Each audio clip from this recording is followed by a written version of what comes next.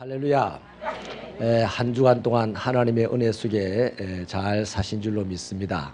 이런 모양 저런 모양 우리의 삶의 형편처지 가운데 하나님이 늘 깊숙이 개입하시고 보이지 않는 것 같지만 가장 강력한 힘으로 우리와 함께 하심으로 우리가 이날 모든 어려운 여건들 다 내려놓고 하나님 앞에 나와서 평안을 얻고 영적인 쉼을 얻는 줄 믿습니다. 이날에 얻는 평안과 영적인 쉼이 여러분의 한 주간의 또 삶에 큰 능력이 되고 축복의 길이 될 줄로 믿습니다. 우리 좌우에 계신 분들하고 함께 사랑으로 인사하겠습니다. 사랑합니다. 하나님께서 우리를 지키십니다. 많이 축복해 주시면 좋겠습니다.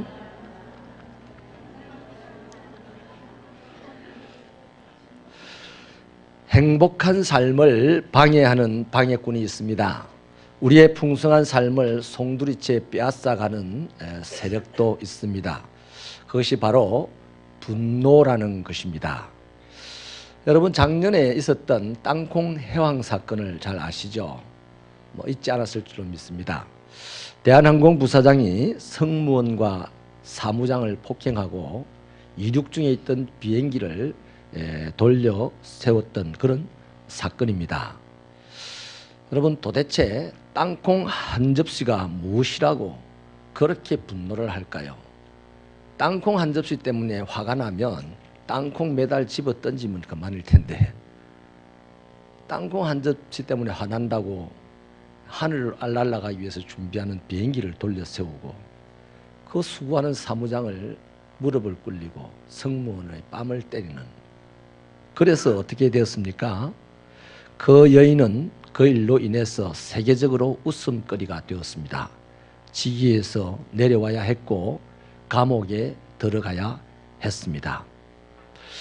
이 사건이 왜 유명하냐 하면요, 이 사건 때문에 분노 조절 장애라고 하는 사람들의 심리적인 병이 우리 사회에 본격적으로 회자되기 시작합니다. 그리고 그 바로 분노 조절 장애와 관련된 온갖 사건 사고들이 사흘이 멀다 하고 지금 우리 사회에서 일어나고 있습니다. 이를테면요, 옛날에 사귀던 연인이 새로운 이성 친구와 데이트하는 것을 보고 화가 치밀어서 자기 자동차로 4번을 밀어버렸답니다. 추석 때 아버지가 직장 좀 구하라고 하는 그 잔소리에 화가 치밀어서 아들이 아버지를 찔러 죽였다고 합니다.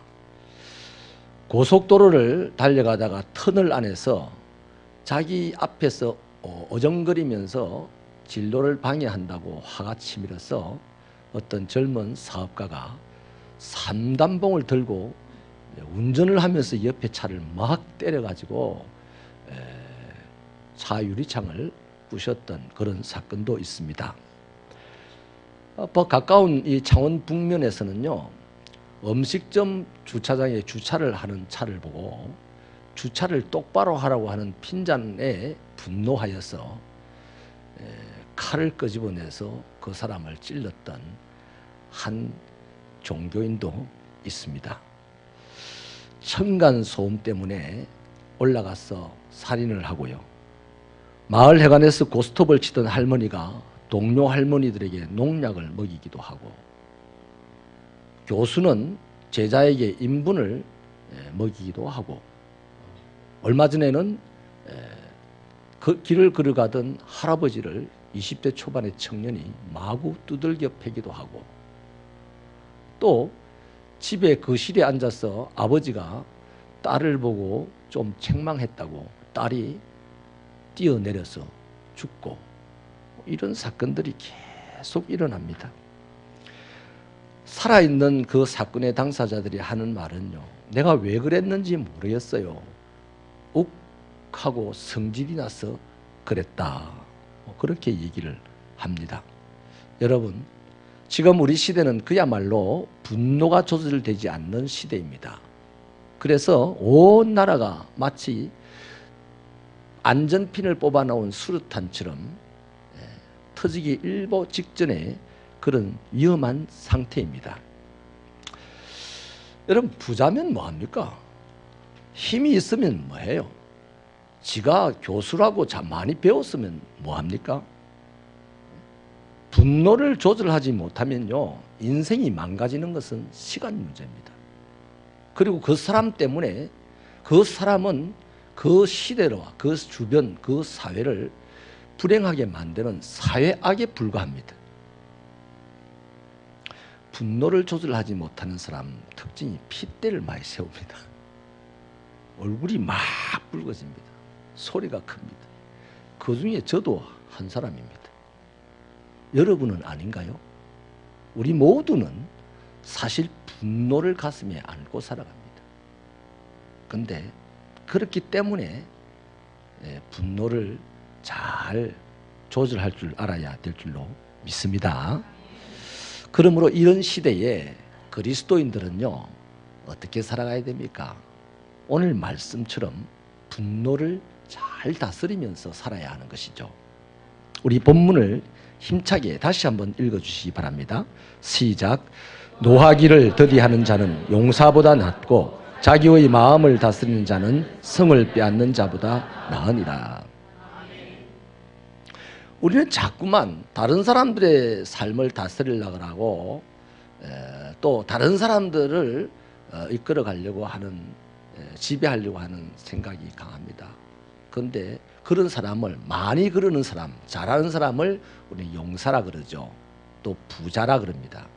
그런데요, 진짜 용사, 진짜 부자는 자기 마음 다스릴 줄 알고 자기 분노를 다스릴 줄 아는 사람이 진짜 용사입니다. 진짜 부자입니다. 여기에 승부를 걸고 살아가실 수 있는 진짜 그리스도인들 되시기를 축원합니다. 진짜 그리스도인은 부자가 되는 것도 아니에요. 진짜 그리스도인은 용사가 되는 것도 아니에요. 진짜 그리스도인은 자기 마음 잘 다스리고 분노가 있는 그 마음을 잘 조절하는 것입니다. 할렐루야. 이 분노라는 말은요, 히브리어 명사로서 아파라고 합니다. 분노는 아프게 하는가 봐요. 근데 그 뜻이요, 코입니다. 코 내지는 콧구멍을 갖다가 아파라고 하는데 그걸 분노라고 기록을 하고 있습니다.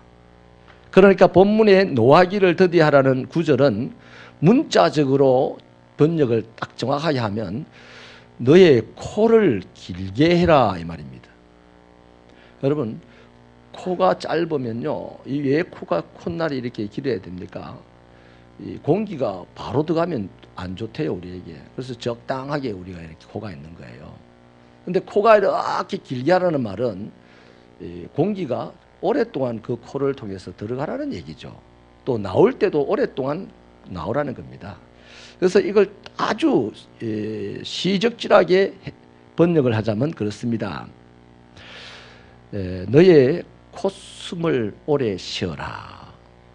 심호흡을 오래 해라. 이 말입니다. 여러분, 부부싸움을 아주 심하게 하는 한 부부가 있었는데 자기들도 위험을 느꼈는가 봅니다. 그래서 정신과 의사에게 상담을 갔습니다. 그래서 정신과 의사가 노란 약병을 하나 가져오더니 요 약을 화가 치밀 때마다 3스푼을 드세요. 근데 한 스푼을 입에 넣을 때마다 3분을 머금고 있다가 삼켜야 됩니다. 그렇게 드시면 당신의 그 분노는 다 치료가 될 겁니다. 그랬어요. 그래서 의사의 처방을 받아왔던 이 부부가 화가 치밀 때마다 그 3스푼을 3분씩 이렇게 머금고 있다가 삼켰대요. 근데 놀랍게도 그럴 때마다 분노가 착 가라앉았습니다. 그래서 자주 그 약을 애용을 한 것이겠죠. 조금 화가 날 때도 얼른 먹고 그랬다는 거죠. 약이 빨리 떨어졌어요. 그래서 의사 선생님에게 다시 가서 약을 다시 처방을 해달라고 했더니 의사 선생님 하는 말이, 선생님, 그 약은 설탕물로 만드는 약이니까 돌아가셔서 설탕물을 한 병 딱 만들어 놨다가 또 화가 치밀 때마다 3분을 머금고 있다 삼키세요. 이게 무슨 얘기입니까? 화가 치밀 때 시간만 조금 더 주면 화가 좀 누그러진다는 거죠. 여러분 앞에 누가 화내는 사람이 있으면요, 같이 덩달아 화내지 마세요. 36개가 성공하는 최고의 비결입니다. 36개 도망가야 됩니다. 그 사람 화가 좀 딱 가라앉으면 또 나타나야 되는 거예요. 이 의사 선생님 말은 다른 게 아니죠. 화가 날 때는 조금 시간을 두고 기다리면 화가 가라앉는다는 얘기입니다. 여러분, 우리도 인생을 살아가다 보면 분노할 일이 참 많이 있어요. 누가 나를 안 알아줍니다. 화가 납니다. 누가 나에게 억울한 행동을 했습니다. 화가 납니다. 무엇보다도 화가 나는 것은 거절당했을 때 참 심각하게 화가 납니다. 그러나 분노는 인간의 자연적인 감정이긴 하죠. 여러분, 분노를 죄라고 하면 안 됩니다. 우리 안에는요, 희노애락이라는 네 가지 감정 상태가 있어요. 기쁨과 분노가 우리 안에 있단 말이에요. 슬픔과 즐거움의 감정이 있어요. 그 감정 자체가 죄는 아닙니다. 그러나 분노의 감정을 오래 품고 있으면 우리의 행복이 사라지고 우리의 풍성한 것이 사라지게 되는 것입니다. 그래서 분노의 감정을 다스릴 줄 알아야 하는 것이죠. 그래서 이 다스린다는 이것에 대하여서 오늘 성경은 분노하기를 더디하라 그렇게 얘기를 하는 겁니다. 이 분노를요, 더디하려고 하면 그 이유가 있는데요, 해야 될 이유가 있어요. 하나님 때문입니다. 시편 103편 8절은 여호와는 긍휼이 많으시고 은혜로우시며 노하기를 더디하신다라고 하십니다. 여러분, 하나님이 노하기를 더디하신대요. 이 하나님을 우리는 그리스도 예수 안에서 아버지라고 부릅니다. 하나님은 우리 아버지가 되셨어요. 우리는 하나님의 자녀가 되었어요. 그러면 그 아버지의 그 아들로 자식이 아버지를 닮는 것은 당연합니다. 하나님 아버지가 노하기를 더디하는 것 같으면 그 자식인 우리들도 노하기를 더디해야 당연한 거 아니겠습니까? 아멘이십니까? 그래서 야고보서 1장 19절과 20절에서는요, 이거에 대해서 우리가 분노를 다스려야 될 이유가 있는데 그 이유는 바로 하나님의 의를 이루어야 되기 때문입니다. 내가 분노를 다스리지 못하면 내 아버지 하나님의 의를 나타낼 수가 없어요. 이룰 수가 없어요.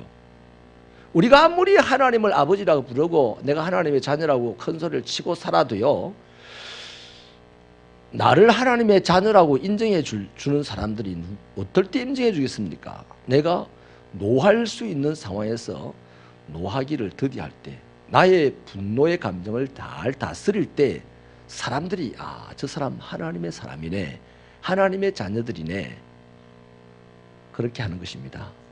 내 입으로 하나님의 자녀라고 아무리 불러 제껴도요, 하나님 역사 안 합니다. 하나님이 니 내 아들이다 할 때 하나님 역사합니다.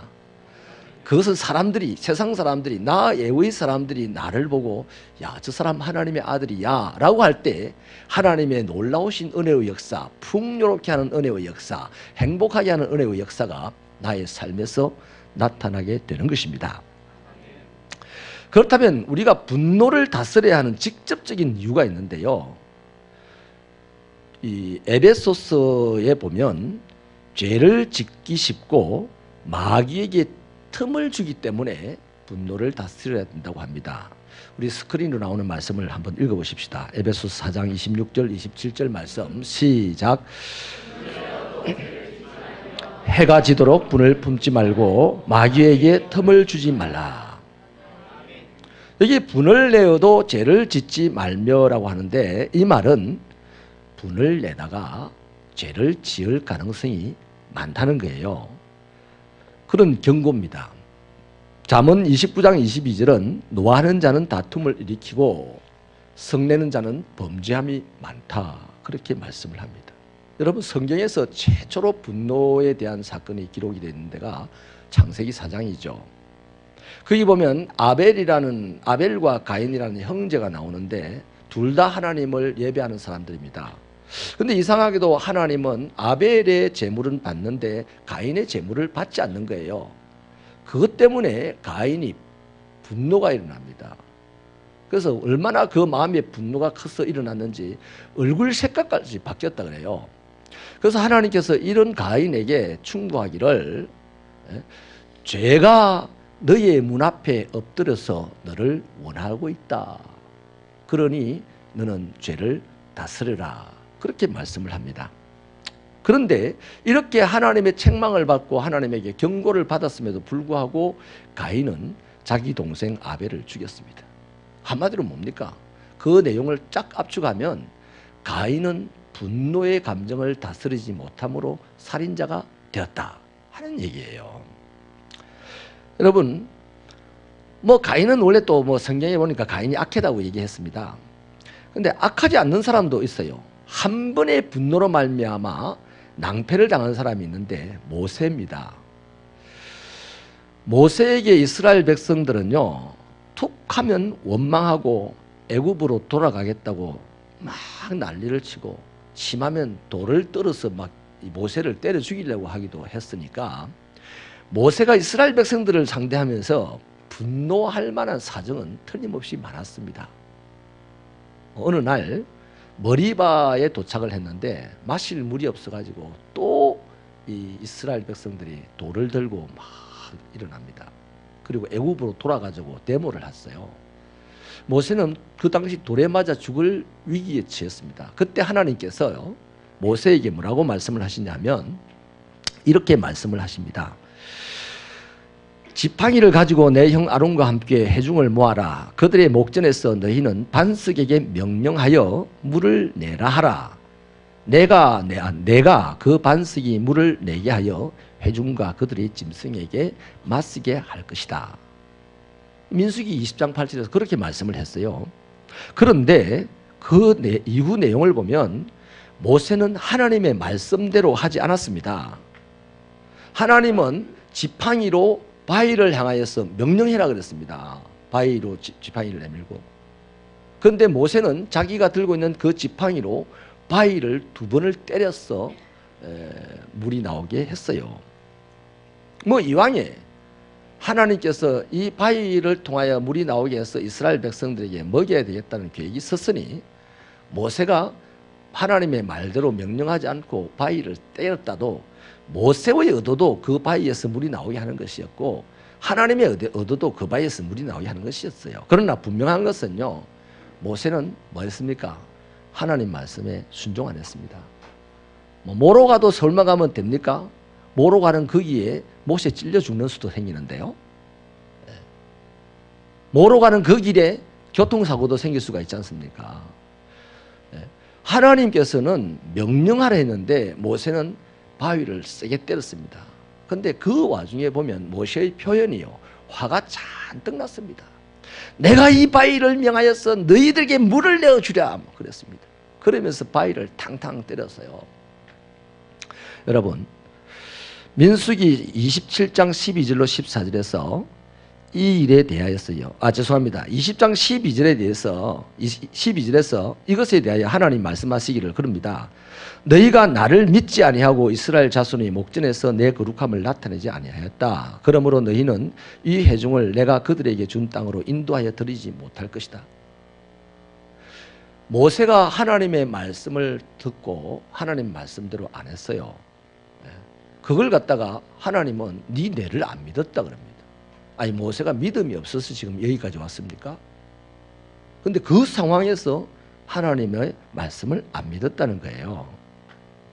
그래가지고 너는 내 거룩함을 나타내지 않았으니까 이 백성들을 데리고 가나안 땅에 못 들어간다는 얘기를 하는 겁니다. 그래서 민수기 27장 12절 14절에서 이 일에 대하여 하나님의 처결이 나오는데 하나님은 모세를 데리고 아바람 산에 올라갑니다. 아바람 산에 올라가가지고 가나안 땅을 딱 보여주고는요, 잘 봤어요. 시원하게 잘 봤습니다. 그런데 그 다음 말씀이 너는 가나안 땅에 들어가지 못하고 여기서 죽을 것이다 그럽니다. 그러면서 그 이유를요, 머리바에서 회중이 분쟁할 때에 모세가 하나님의 명령을 거역하고 거역했다고 그럽니다. 하나님의 거룩함을 그들 앞에 나타내지 아니했기 때문이다 라고 하나님이 처결을 딱 합니다. 그래서 모세는요, 가나안 땅에 못 들어가요. 한 번 딱 분노해가지고 여러분, 모세는 하나님께서 인정해 줄 만큼 세상에서 가장 온유한 사람이라고 했습니다. 또 가나안에 대한 비전을 하나님에게 가장 먼저 받은 사람입니다.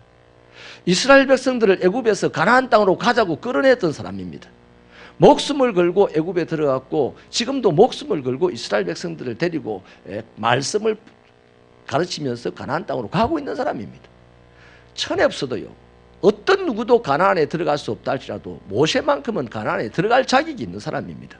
그런데 가나안 땅에 모세가 못 들어갔어요. 이 한 번의 분노로 말미암아. 그게 모세의 입장에서 얼마나 낭패입니까?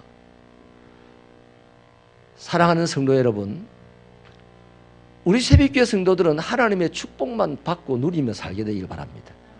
그러기 위해서는 우리도 해야 될 일이 있어요. 하나님의 말씀을 곧이곧대로 순종하며 나가는 거 굉장히 중요합니다. 그런데 여러분, 모세가 도대체 왜 이렇게 하나님의 말씀에 순종하지 않았을까요? 바로 분노 때문입니다. 여러분, 모세가 이 사건을 통해서 우리에게 보여주는 한 가지 중요한 메시지는요, 우리가 분노하면 하나님의 말씀이 귀에 안 들어오고 하나님의 역사가 눈에 안 보인다는 겁니다. 여러분, 이거 충분히 이해되지 않습니까? 저는 이해됩니다. 저는 어릴 때 성격이 하도 급해가지고 지금도 제가 볼 때는 성격이 엉망입니다만은, 그것도 여러분이 나를 엉망으로 대하지 마시기 바랍니다. 제가 볼 때 그렇다는 거예요. 저는 화가 나면 눈에 보이는 게 없었어요. 그래서 항상 미리 이 얘기를 합니다. 나를 성질도 꾸지 마라. 나 화나면 눈에 보이는 게 없다. 맞습니다. 사람들 다 그래요. 분노라는 것이 눈을 감기고 귀를 막아버립니다. 그래서 우리가 하나님이 가장 전능하시고 하나님의 말씀이 가장 완벽하다고 하면서도 또 무조건 하나님 말씀에 따라가겠다고 결심을 하고 갑니다만은, 이 분노라는 도둑놈이, 분노라는 악한 놈이 내 안에 팍 들어와서 나를 흔들기 시작하면 내 귀도 다치고 내 눈도 다쳐서 하나님이 아무리 뭐라 해도 나 당신 통제에 들어가고 싶지 않아요. 그럽니다. 이번만큼은 당신 나를 내버려두세요. 그 다음에 또 이제 정신 차고 나면 이제 하나님의 통제 안에 들어가겠다는 거죠. 그런데 이번만큼 하나님의 통제 밖에 있는 그 분노의 순간에 나는 하나님의 축복을 누리지 못하는 사람으로 전락할 수도 있다는 것입니다. 믿으십니까? 존 헌트라고 하는 생리학자가 있는데요, 이 사람이 이런 주제의 강의를 한다고 유명했습니다. 약 올리는 사람보다 화내는 사람이 먼저 죽는다. 이 주제를 가지고 분노를 다스리며 살아가라는 이제 강의자였습니다. 아주 인기가 좋았대요. 그런데 어느 날 한 강의 현장에서 강의를 하는데 앞에 앉아있는 한 학생이 계속해서 촐랑거리면서 대 들고 따지고 약을 올리기 시작합니다. 그래서 수업이 끝나갈 즈음에 이 교수님이 화를 견디지 못하고 하고 화를 냈는데 심장마비로 죽었대요. 그래서 그 강의가 더 유명한 강의가 되었다고 합니다. 이 분노라는 것이 얼마나 무서운 독이냐면, 미국의 엘머 게이저 박사라고 하는 분이 실제로 실험을 해서 보고를 했는데요, 마구 화를 내는 사람의 이 훅 하고 날 숨 있잖아요. 드러내는 숨을 이 베이크에다 다 채집을 한답니다. 훅 할 때. 그래서 그걸 냉각을 시켜가지고 갈색 침전물이 나오는 얼마의 양을 정류수에 타서 쥐에게 먹이는데, 그 실험당한 쥐는 몇 분 지나지 않아가지고 심장이 멎더랍니다. 그리고 또 한 가지 실험하고 보고를 한 게, 1시간 동안 딱 한 사람을 1시간 동안 아주 열받게 해가지고 그 사람이 쏟아내는 그 숨을 모았는데, 거기서 취득한 이 숨의 독, 사람의 숨의 독이요, 이 숨독이 80명을 사망하게 할 만큼 아주 독한 독이 채취가 되었다고 그럽니다. 여러분, 대단하지 않습니까? 그러니 그 분노하는 사람에게는 다른 사람도, 겉으로 드러나는 악은 다른 사람을 해하게 되지만 속으로 드러나는 악은 자신을 병들게 만드는 거다 이 말이에요. 그러니 사랑하는 여러분, 분노는 잘 조절해야 됩니다. 분노가 없는 게 아니에요. 분노가 있어요. 이 분노를 잘 조절해야 돼요. 영어에 보면요, 이 anger라고 하는 단어가 분노한다는 단어인데요. anger. 이 anger 앞에 D자 하나를 붙이면요, danger가 되어가지고 위험이라는 단어로 바뀝니다. 그러니 한번 따라합시다. 화는 위험을 달고 다닌다. 그렇습니다. 처음에 서두에 말씀을 드린 대로 모든 위험한 일을 겪었던 사람, 위험한 일을 일으켰던 사람들, 불행을 몰고 왔던 사람들은 다 화 때문이었습니다. 화를 참지 못하기 때문이었습니다. 자, 그렇다면 여러분, 어떻게 해야만 이 분노를 다스릴 수 있을까요? 어떻게 해야 분노를 더디게 할 수가, 노를 더디게 낼 수가 있겠어요? 첫째로는요, 한번 따라합시다. 숫자를 세알려보자. 오늘 이제 실제로 한번 연습을 한번 해보십시다. 우리 두 손을 한번 올려보실까요? 두 손을. 자, 우리 조금 시간이 가도요, 열을 한번 세워보십시다. 열을 편안한 마음으로. 아이씨, 별것을 다 한다. 내가 예배를 드리러 왔지 손가락 세러 간다. 이렇게 화내지 마시고 한번 해보십시다. 하나, 둘 하면서 세워보십시다. 열을. 시작. 하나, 둘. 안에 저희 말을 하면서요. 죽이뿐데 이러지 말고 자, 말을 하면서 시작. 하나, 둘, 셋, 넷, 다섯, 여섯, 일곱, 여덟, 아홉, 열. 야, 설교를 듣는 시간보다 이 시간이 훨씬 여러분들 얼굴이 편안해 보이네요. 시간을 좀 보낼 수 있다면, 화가 나는 시간에, 그 찰나에 내가 시간을 좀 잡아서 보낼 수 있다면 그 화는 사그러든다는 아주 확실한 증거 아니겠습니까? 아멘입니까? 그래서 여러분, 토마스 제퍼슨이라고 하는 미국의 대통령은요, 자기 대통령 집무실에다 크게 이제 현판을 하나 붙이는데요, 화가 나면 열을 세고 사람을 죽이고 싶으면 백을 세어라. 여러분, 대통령은요, 사람을 죽이고 싶은 마음이 들면 죽일 수 있어요. 지금도 그래요. 지금도. 그러니까 대통령이 돼가지고 사람 많이 죽인 사람이 있습니다. 유고의 한 대통령은요, 사람을 얼마나 많이 죽였는지 20세기의 최고의 살인마라는 별명을 가지고 있어요. 그 사람은 어릴 때 신부에게요, 그 들고 있는 물통 그 하나 이렇게 흔드는 그 물통을 잘못 수사처럼 보조를 하다가 떨어뜨려 가지고 쏟아버렸어요. 신부님이 그 자리에서 막 화를 냈는데, 나가 이 자식아, 어디서 써먹겠어 이랬어요. 그런데 이 사람이 나중에 대통령이 돼가지고 그렇게 많은 사람을 죽이는 사람이 됐어요. 신부도 분노를 참지 못해서 한 번 성을 내었고, 그 어린 소년도 그 소리를 듣고 분노를 사기지 못하고 속으로 막 갈고 갈아서 대통령이 돼가지고 사람을 모조리 죽이는 무자비한 사람이 됐다는 겁니다. 여러분, 우리의 화가 큰 화가 치밀든 작은 화가 치밀든 숫자를 헤아리는 그런 지혜가 있으시기를 바랍니다. 두 번째는요, 이해하는 것입니다. 여러분, 일례를 들어볼게요. 내가 운전을 하고 있을 때 앞에 차가 끼어듭니다. 우리 예리가요, 큰 놈이 운전면허증을 따는 그날 차를 운전하고 이제 저 하단 쪽에 있는 자기 학원까지 운전을 하고 다녔는데요, 우리 집사람이 옆에 타고 다니니까 미치겠더랍니다. 아찔아찔하더랍니다.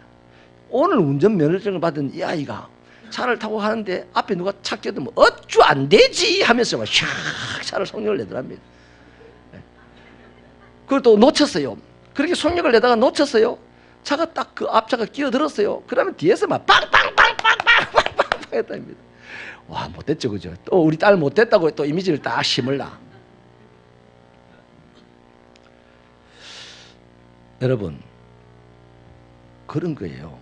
만약에 그때에 지금 우리 예리는 그래도 빵빵빵 하고 안 되지 하면서 안 비켜주고 요 정도로 끝났어요. 천만다행이죠. 만약에 옆에 삼단봉을 들고 다니다가 그렇게 끼어드는 차 따라가가지고 막 뒤에서 막 차를 때리고 이래가지고 차가 막 뒤집어지고 넘어지고 사람 죽고 하는 일이 생겼잖아요. 만약에 끼어든다, 분노가 나겠죠. 저 녀석이. 근데 또 한번 달리 한번 생각해 보자고요. 위급한 환자가 차에 실렸나 보다. 이러면요, 아닐지라도 우리 대충 그까지는 이해하잖아요. 삐뽀삐뽀하고 다니는 앰뷸런스들요, 반은 환자 안 싣고 다닙니다. 그런데 삐뽀삐뽀하고 가면 우리 그냥 인정해 주잖아요. 비켜주잖아요. 우리 교인들은 안 비켜주는가 봐. 심각한데 이거. 환자를 실었나 보다라고 이해를 하면 얼마든지 받아들여지잖아요. 할렐루야. 여러분, 우리가 왜 이해해야 됩니까? 예수님이 이해하는데 천재 아닙니까? 예수님이요, 지금 예루살렘으로 빨리 가야 돼요. 근데 사마리아를 지나가다 보니까 사마리아를 탁 질러가면 금방 가겠는데 사마리아 사람들 원래 유대인들이 지나가는 걸 허락을 안 해요. 그래서 제자들이 그러죠. 선생님, 오늘 가서 한번 물어보겠습니다. 직접 물어봐라 했어요. 물어보는데 아느냐 다를까 사마리아 사람들이 안 돼 이랬어요. 그 소리를 들었던 요한이 뭐라고 합니까? 선생님, 하늘에 불을 내려가지고 저것들 다 태워볼까요? 그랬어요. 화가 나죠. 지금 천하 만민을 구원하기 위해서 지금 예루살렘으로 가는 길인데 이런 것들이 나를 방해하다니 화가 날 수 있는 일입니다. 그 제자들은 화가 나서 불을 내려서 태워 버릴까요? 이러자 예수님이 아니다, 우리 돌아가자 그랬어요. 돌아가자 그랬어요. 사마리아 사람들, 악한 사람들 이해했습니다. 그거는 우리 예수님이 이해를 하는데 아주 천재적인 분이시니 예수님을 구주로 믿고 따라가는 우리도 이해하는데 세상 사람들보다는 더 능력이 있어야 되지. 안 그래요? 그런데 오늘 우리는 예수를 믿는 믿음으로 이해를 안 하는데 능력을 가지기 시작하는 사람이 너무 많아요. 그래서 예수 믿는 사람들이 싸우면요, 무조건 이길 것을 확신하고 싸웁니다. 그래서 100년 전쟁이 생겼어요. 역사 속에 100년 전쟁이. 사랑하는 여러분, 예수님은 이해의 달인이십니다. 아이고, 저도 마찬가지예요. 우리도요. 우리가 누구 이해 안 해준다면요, 우리 입으로 거룩하신 아버지 하나님이여 감사합니다 기도합니다. 우리 장로님 오늘 참 멋지게 기도하잖아요. 근데 장로님 보고 하나님이, 야, 어디 그 얄궂은 입술을 가지고 내보고 거룩하다고 말해? 하지마! 이런다 칩시다. 장로님, 우리 어디 가 있겠습니까 지금? 우리 주님이 우리를 이해해 주시니, 이 목사를 이해해 주시니 이곳에서 그 거룩한 하나님의 말씀을 입에 담을 수 있고, 우리 주님이 이해해 주시니 그 거룩하신 하나님의 성전에 우리가 나올 수 있는 거 아닙니까? 그러니 우리 앞에 일어나는 모든 불합리한 일들도 이해할 수 있는 여러분 되시길 바랍니다. 뭐 똑똑해가지고 맞다 옳다 그러다 뭐 이거 따져가지고 뭐 할래요? 그 하나님의 의가 안 나타나요. 그러나 내가 상대를 이해해주는 한마디 말은 하나님의 의가 나타납니다. 상대방을 이해해주다 보면 옆에 있는 사람들은, 야, 니 바보야? 뭐 그렇게 인생을 살아? 마귀 새끼들은 그런 말 하죠. 그러나 하나님의 사람들은 그런 말 안 합니다. 니야말로 하나님을 닮았구나. 너로 말미암아 하나님 나라는 지금 빛이 난다. 할렐루야. 이해하면 우리 분노를 다스릴 수가 있어요. 마지막으로 한 가지는요, 자신을 돌아보게 되면, 그 일을 통하여 자신을 돌아보게 되면 분노는 삽시간에 사라집니다. 제가요, 사업을 하고 부도 난 후에 병든 몸으로 예배당에서 기도를 하고 있는데, 그 남천동에 바닷가에 갈비탕 집이 하나 있었거든요. 거기 주인하고 형 동생 하는 사이였는데, 제가 갈비탕 2그릇을 외상을 지어놔 놓고 암 갖고 부도를 내고 왔나 봐. 근데 그분이 얼마나 화가 났는지요, 저를 찾아와서 이렇게 기도하는데 제 뒤를 딱 잡아가지고 끌고 나갔어요. 예배당 바닥에, 그 예배당 마당에 떼기를 치고 두들겨 패는데요, 죽도록 맞았습니다. 그때 만나게요, 제가 이렇게 생각할 수도 있잖아요.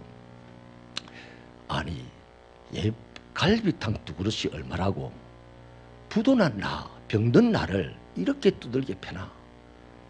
그래 생각하고 막 화가 치밀어 오르면요, 거기서 죽이라 할 겁니다. 죽이라 하면 죽어버릴 거예요. 근데 그때 저는 얻어맞으면서 이렇게 돌아봐줬습니다. 그래, 내가 사업하면서 월납입금을 우리 정수기를 판매를 했으니까 월납입금을 안 내는 저 사람 얼마나 내가 미워했지. 얼마나 죽으라고 전화해야 되고 망해라고 얼마나 욕을 했지. 그래, 내가 지금 그대로 받는구나. 맞아, 맞아야 돼. 나는 이렇게 맞아야 돼. 내가 나를 돌아보니까요, 그 얻어맞는 순간은 너무 평안하고요. 그때 몇 사람 권사님들도 그 들여다보고 있었어요. 맞는 모습을.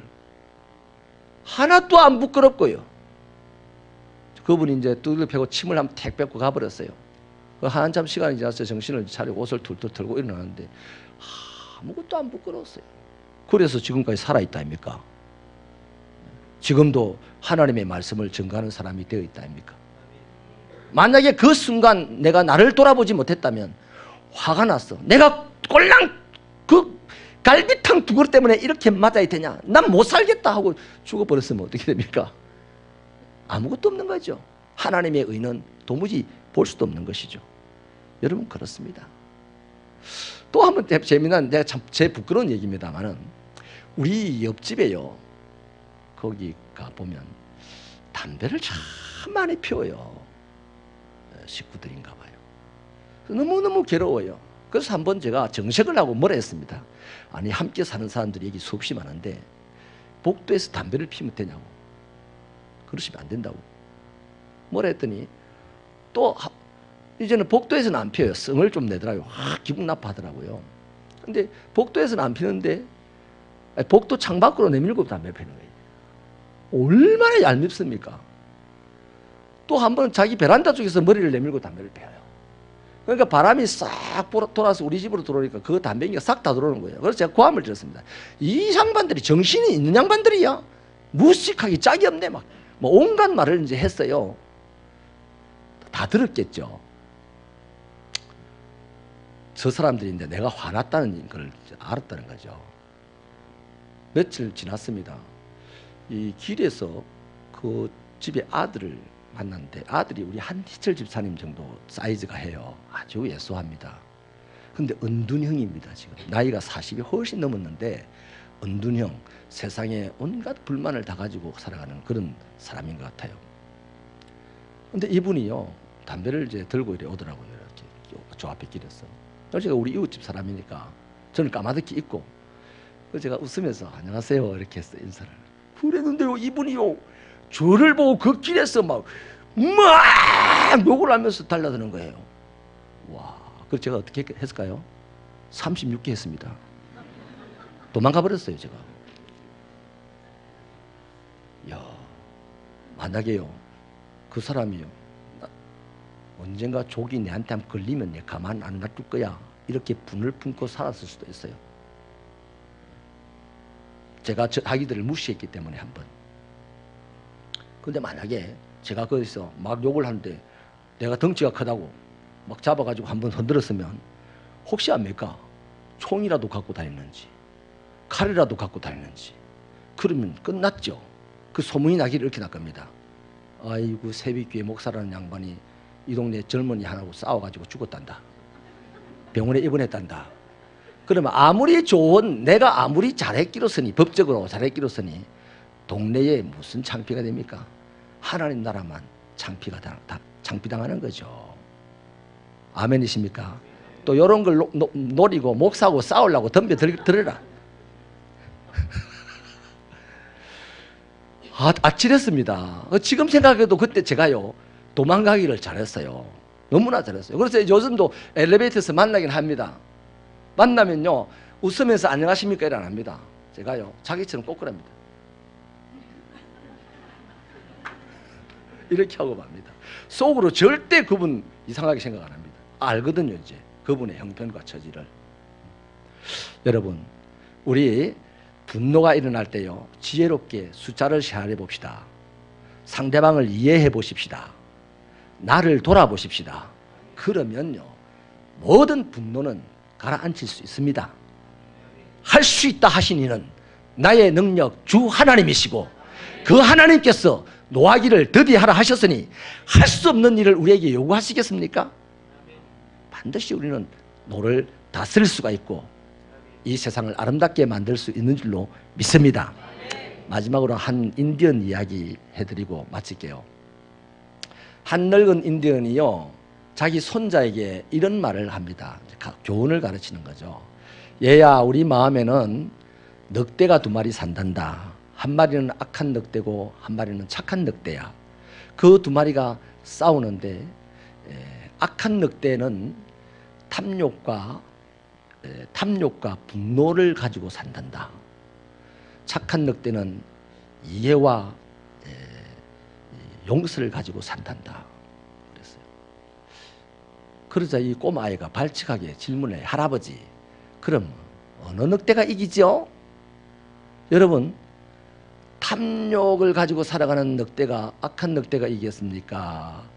이해를 가지고 살아가는 착한 늑대가 이기겠습니까? 여러분 생각에. 예? 이야, 또 봐라. 그대로 우리는 성경을 그대로 알고 있으니까 지식을 가지고 착한 늑대가 이긴다. 어떻게 착한 늑대가 이깁니까? 힘센 늑대가 이기지. 그래서 어떤 늑대가 이기죠? 할아버지? 하고 물으니까 할아버지가 지혜롭게 대답을 합니다.